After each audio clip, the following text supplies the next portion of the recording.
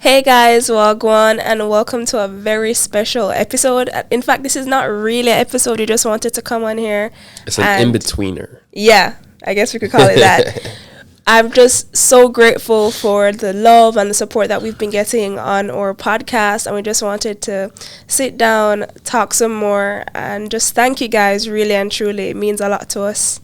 Yeah, appreciate you guys. This is it's grown very fast. I think we already had like a mini audience before, so probably didn't take that long. But obviously the content has been pretty good because we've gotten a lot of great feedback from you guys. So yeah, and it's only been 3 episodes posted, 4 already recorded, so got plenty more to go. So looking forward to it.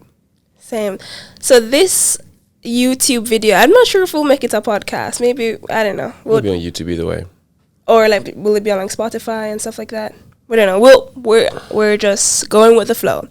But I think what would be good if we just answered a few questions. At first, I was like, maybe we should do some get to know us questions or like favorite color, shoe size, and things like that. But a part of me felt like that is it's pretty popular, maybe a bit overdone. So I thought we could get into some deep conversation starters and answer a few questions so that you could really get to know us and delve a little bit deeper into, us behind Young and Suffren. So you ready? All right. So the first question is, let's get this started. What changed in you after we met? Or maybe after we married, each one. Anyone, I mean. I don't think anything changed. I've always been somebody who always planned for the future. So anything I did was going to be for my future. Wife, kids, future family included. So you just kind of filled the role of something that was already there before. Interesting. So I don't think I changed, like, oh, no, okay, now I got to lock in now. I was already locked in. You just came and filled the role that I was already preparing to be filled anyways. Oh, so you were preparing a place for me. Interesting. Yeah, I guess you could say it like that. Yeah, like I think single men who work now work for their families. Right, who are pursuing something. They pursue things in a final effort to provide for what may not even be there yet. That's how men operate, right? Even from little kids, like, yeah, man, I got to do this. I can take care of my family. Yeah. I think it's a biological thing, but also something that you have to be raised into, making a priority. I don't think maybe some young men may not have been taught that should be a priority, so maybe they don't move that way. But yeah, I don't think anything changed.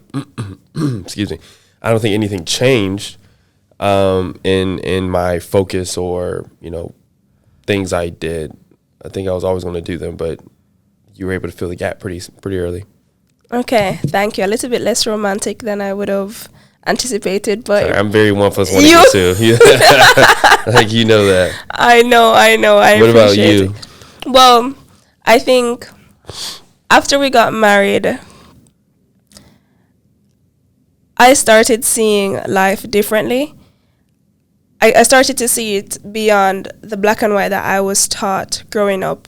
Like the trajectory was, go to school, get the scholarship, go to school, go to college, get a great paying job, and continue on that path. But you've always been so untraditional, and you've been a risk taker. And being married to somebody that is so ambitious and so powerful has really positively impacted me, and it has broaden my horizons and how I view the world. So instead of me just seeing life as this one linear path, you've shown me more of the world, more options, and I've been able to expand myself and build my own definition of success because of what you've shown me. And I think that's something that has changed since being with you. I couldn't see this life for myself if I were not with you. Does that make sense? Yeah, that makes sense. Yeah. That makes sense. I mean, who really knows where either of us would be without the other at this point? It's been so long. I mean, it probably looks a lot different. But, I remember when you used to be very, I don't know, it took a while for you to get out that scarcity mindset. Yes. But that's more so to do with how you grew up which I understood. So I never really tripped about it. I was like, I should get out of it eventually. You were very patient with me. Yeah, you know, you grow up how you grow up. I mean, I saw your house. I have scarcity mindset too. The little 4x4. Yeah. But no, I knew how you grew up, so you know, it makes sense. People's relationship with like money and stuff is heavily dependent upon how they grow up. I agree, and I think I've just been able to.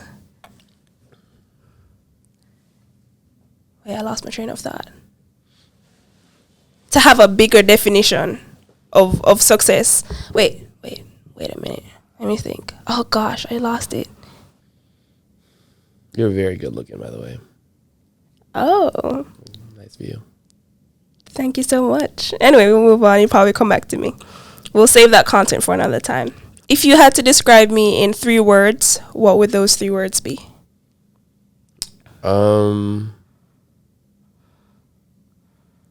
Ooh, just 3 words. I would say you are very joyous. Is that a word? Mm-hmm. I think you express a lot of joy. I would even say more so like childlike joy, which I think is very good to have as an adult, because I think a lot of people lose that in their adulthood. So you're the kind of joy you have reminds me of joy that a child would have on any given day, because today's a great day today. Right? I get to wake up and go play, right? That kind of joy. 2 more words, I would say you're very calculated, right? You make very calculated decisions, which makes decisions you make, you know, very trustworthy, and, you know, don't really have to second guess a lot of things. I can imagine having to second guess somebody I'm partnered with, like, oh gosh, wonder if they did this right or did that right, right? You're very calculated.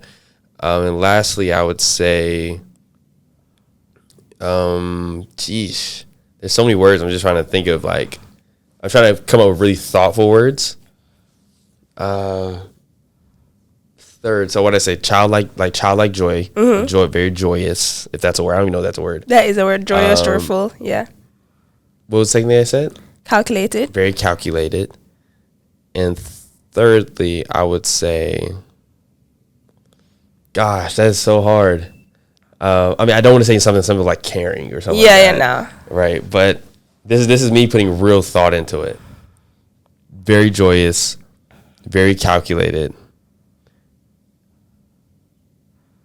Oh, man. I would say, a really great example. Example? A great example. Of right? what? Because you inspire a lot of people. Oh, I'm inspiring. Inspirational. Oh, yeah, okay. That's the third one, I would say. Okay. Because of how you grew up, what you had to do. You had the video. So just to answer your question, fluidity. 3 words I would use to describe you. I would say very joyous, very cheerful, very calculated, and then very inspirational. But I think saying somebody's inspirational is still kind of bland without any context. But I would say inspirational because you inspire me because of what you did to get to where you are now, right? Regardless of me, like, you would have still been successful, I think. You know, from, I think the last podcast, there was a clip we posted on Instagram of you saying, yeah, I had to literally walk a few miles to get Wi-Fi at my aunt's house, pitch black. My mom's, has a stroller with my little sister in it, right? Had to get, the only way out was to get great grades, right? Went out, had $300 saved up, went to this very expensive program, right? But because of everything I had to do, I ended up getting into the program for free. And then I got a full ride to Lafayette College.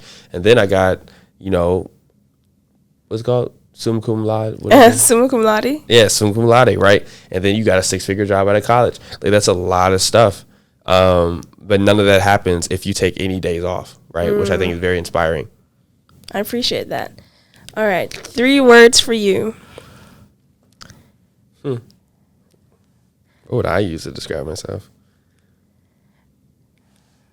Irritable.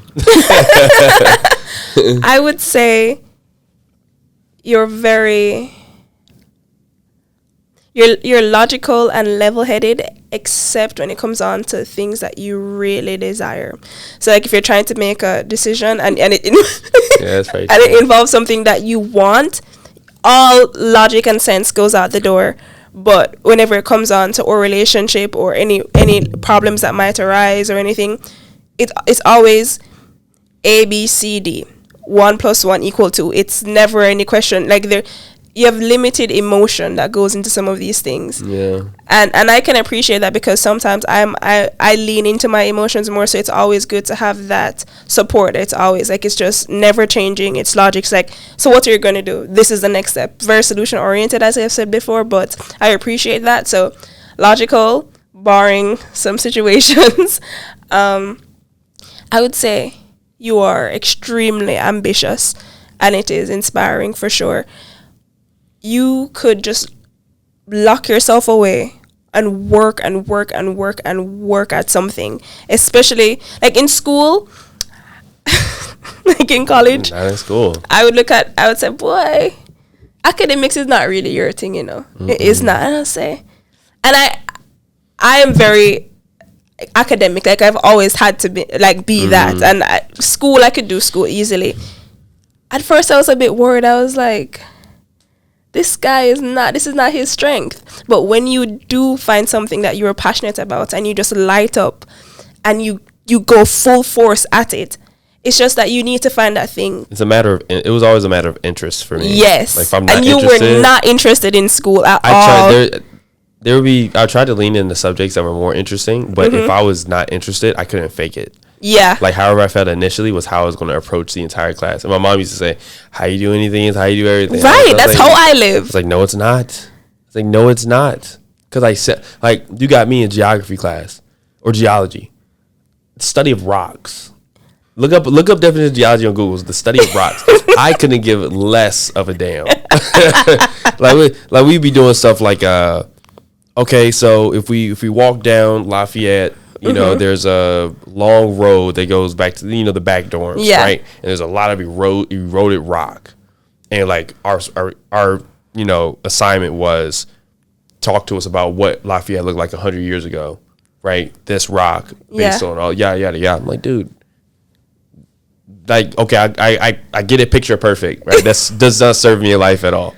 Right? Okay. Right? Like that was my thing. But I think a lot of people are like that. And some people replace that with like laziness. Yes, that could easily be. Did you think I was lazy? No, I didn't think you were lazy because I saw the work you put into basketball. So I was like, how is this not translating into academics? I was like, I guess I'll have the brains for both of us as it relates to like academic stuff. Yeah.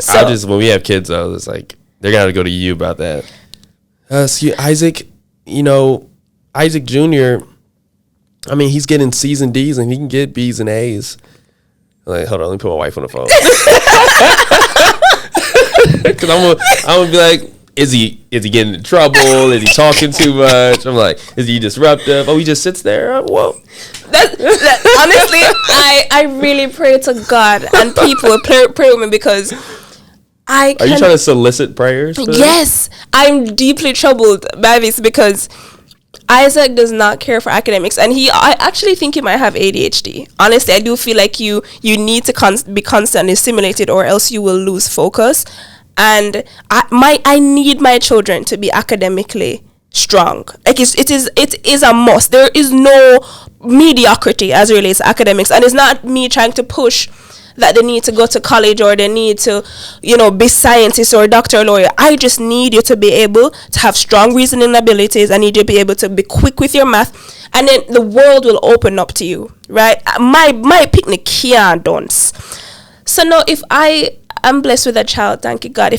When that happens, and if them come out like Isaac when they come on to the work, I don't know what I'm going to do, but I'm not even going to speak that into being. I did good in school when I needed to get into college. Yeah, I had to do good, but then it was like, cool, I don't have my mom on my back. Like, okay, let me just do enough just to get by. No, and then that was it. My third word, you're interrupting my question. My third word. So what did I say? I said you said logical. ambitious when there is passion and it involves people that you love. So like me, you don't. Oh, I guess this leads into my third one. If I were to describe you, no, I don't want it to be about me.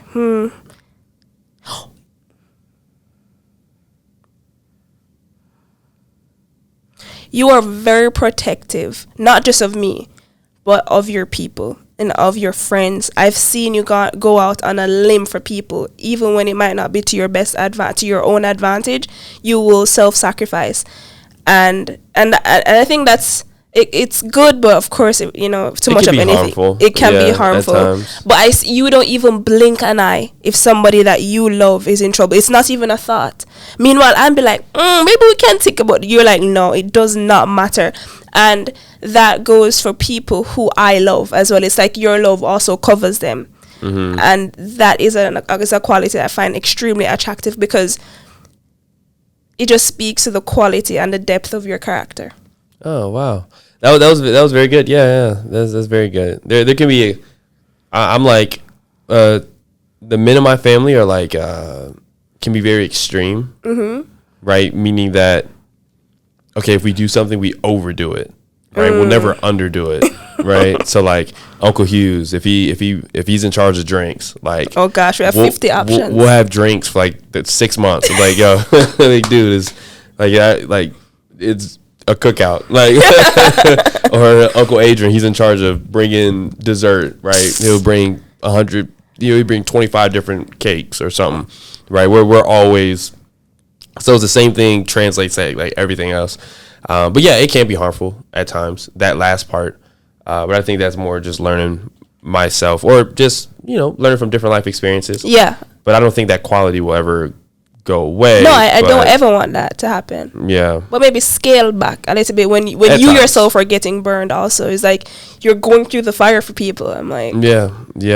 There's a Bible verse that says, not that this has anything to do with a particular situation, but there's a Bible verse that talks about how, I think it's in Proverbs, how it says, never take up debt for a friend. Really? Yeah. I promise you, I wish I had the exact, but it talks about how it is foolish to take up debt for a friend. That never say you'll pay for somebody and take on the debt yourself. It literally says that in the Bible. Interesting. Yeah. Hey, Isaac, hey man, biblically speaking, I can't do it. I can't. I wish I could. I can't do it. So next question is,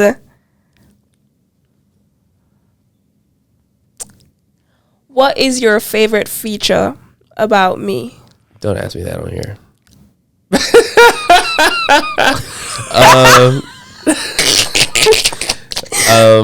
My favorite feature, I mean, aside from the obvious, I already talked about it, so I won't say like I love your dark skin. Oh man, there's so many. Like physical feature. Yeah. I love your nose. I think you have the cutest nose ever. And you also have a very nice smile. Oh, thank you. But I would say I want your nose to translate to my daughter, because I think that just looked like a really cute nose. I appreciate that. He often jokes about me not having a nose bridge. Yeah, you don't. It's just a nose. Just yep, like somebody drew it on. Yeah, that's what I would say. Okay, all right. I have so many favorites for you too. But okay, if I were to just my height. Gosh, that was. Oh yeah, can I do two? Can I do two? Oh, just one. I can do two. Okay. Your height, boy. I'm gonna say like B. Could you? Okay, just imagine me if I was your height. Okay, are you gonna let everybody who's your height, who's a man, you have a great audience of? No, oh gosh, no. It's just you would not come off the same. You just wouldn't. Yeah. It's different if I was your height, but you were like, or if we were the same height and you were taller versus we were the same height and we're both your current height. Yeah. I would say, I mean, my favorite thing. You are definitely a handsome man, so I definitely love your face. But this is a recent one, so it's top of mind. I love your hugs. Like whenever I hug you, I feel like I am not home. A physical feature. That is a feature. It's like you're able to action. encompass my whole body, and it's like, wow, it's like a cocoon. I could always be in here and just be by myself. That's funny. So that I'm gonna use that. Like, do you know what it's like to be embraced by a man? Like just I cannot say I do. Okay, well, not you. Not over here. But I just love that. It just feels so safe, so warm, and it's like, this is my home. Mm-hmm. Yeah, I can see that. Okay. I think.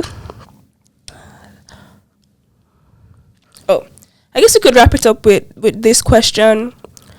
Do you think love is hard work?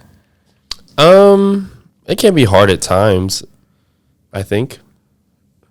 Not loving you, but like, I would say the only time it's hard is when I have to commit to so many different things and I can't do everything. Like what? That's like the only time it's hard. And it's not like serious stuff, but sometimes sometimes after a long day, right, I just want to stay in my office and play the video game all day long. But then, right, I may really want to do that, but I, have to spend time with you, which isn't a chore, right?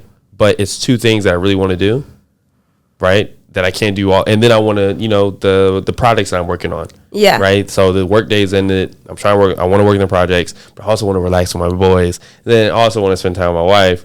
That's the only time for me, like, love is hard because I can't do it all. And, like, you kind of got to pull. That's why I imagine, like, having a kid maybe like, where you're sacrificing some of the things you really want to do because you can't do it because you have a kid. Right? And it's not like you don't want to take care of the kid. Right, you really want to take care of the kid, but you also want to do other things. So I would say if the day was longer. You wish you had more hours. But that's why I stay up late. So I try to do everything. I actually hate how late you go to your bed. I know. It bothers me. Do you know how important quality sleep is? Yes. Yeah. Obviously not enough because you keep going to your bed so late. Yeah. And women, they're more susceptible to weight gain, stress when we don't get good quality sleep. So if I'm too late on you every time, I'm going to be fat and I'm going to be stressed out. I don't want that. Oh, gosh. Okay, I hear you. But to answer your question, it can be hard at times, but not hard as in like oh my gosh, this is ridiculously hard. Like if I have to choose between, hey, I'm going to play video games tonight versus, hey, you want to go to the movies? Go to the movies. If that's your definition of love being hard, it doesn't seem like it's hard at all. Yeah, I guess it's not. Well, I mean, loving you, like, between us, I don't see it being hard. Yeah. If that is my hardest thing. Yeah, having to choose between video games and cuddles. Yeah, that's about it for me. What about you? I don't think love should be hard. If it's hard, boy, something needs to change. Is there a difference between love being hard and marriage being hard? Because people say marriage is hard. Oh. So is that the same or is it? And that's interesting. Well, because then people go into like, love is a everyday choice and everyday action. Yeah, I agree. I think love is a choice. Like I choose to love you every day, even in the small moments you might piss me off, but it's like I love you throughout all of that. It's not even a big deal to me. Yeah. But what I will say is, like in the beginning of a relationship, I see people thinking about going to therapy and they only know each other 2 weeks. Babes, no, just let it go. Like when it's that hard, it's obviously not meant to be. If you don't have some level of fluidity, like I was thinking recently, when we first met, there was a question on here that says, how did you feel when we first met? Like I felt all the butterflies, just in love, like la la la la la. And recently, like this morning when we were hugging, it's like I felt that again. Yeah. It's like, and then people, like, there's this narrative that, boy, it's not going to be all roses and stuff. But honestly, with you, love has been so easy. Yeah, I agree. I think I got to the point a very long time ago where like I understood what people meant when they say I can't live without you. Like I don't think it would be possible. Like I really don't know, because you become so like a part of me. Like every day, like if I think about myself, I also think about you, and the two are never separated. So like it's very hard to imagine what life would be if you aren't in it, which I didn't really have that feeling with anything else. So it's very nice to have that feeling and know it's mutual at the same time. I agree. So I don't think our love is hard. I think there are days where, might have a few arguments, but it never lasts. Like we just get over it. Pardon. I think you are so good at forgetting stuff. And then sometimes I could. Oh, one sec. Oh gosh, I'm a little sick. But sometimes I'm genuinely deeply bothered, and you just come and make me laugh, and it's just like I cannot stop the laugh, and then we just don't remember the problems, and I'm like, what? Why were we upset or anything? Actually, in the moment, I'm very upset, but you're just so hilarious. You're so silly that it don't make no sense after a while. Yeah, I guess so. But yeah, well, with that, I guess we'll wrap up this mini episode, this in-betweener, as Isaac dubs it. Thank you guys for watching. I hope you enjoyed it, and stay tuned for more Young and Suffren. Episode 4 coming soon. See ya. Bye.